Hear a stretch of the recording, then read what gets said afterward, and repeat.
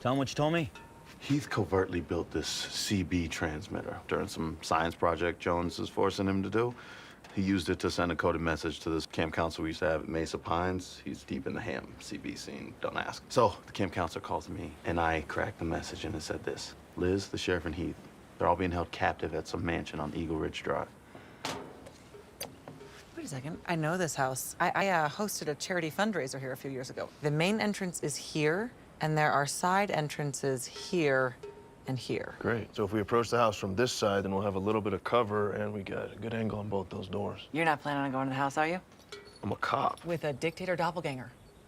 You heard the rest of the newbie aliens message. Heath is planning on tweaking the genetics on the sly and swapping you and evil you back. Show, is this direct? Yes. Look, just because I'm not sugarcoating it doesn't make me wrong, which means if you come with us... You could wind up my nightmare dad at any moment. Great. I will hang out on the bench. You can sulk in the honeycomb cage. Look, if Liz's ex-lab partner is successful, then we get you back and Jones locked away all in one swoop. So while I twiddle my thumbs in that cage, y'all still have to figure out how to outsmart Jones. You know, Michael, I've been thinking, maybe as his son, you have an ability that could help even the odds. What are you getting at, Is? Maybe you jump into the sheriff's head and get her to free them all. Besides registering a 10 on the creepy scale?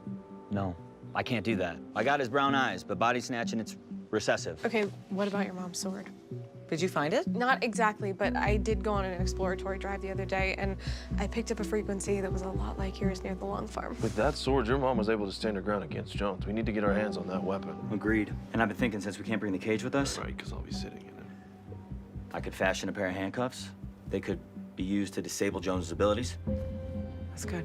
I guess that leaves me to go secure Max.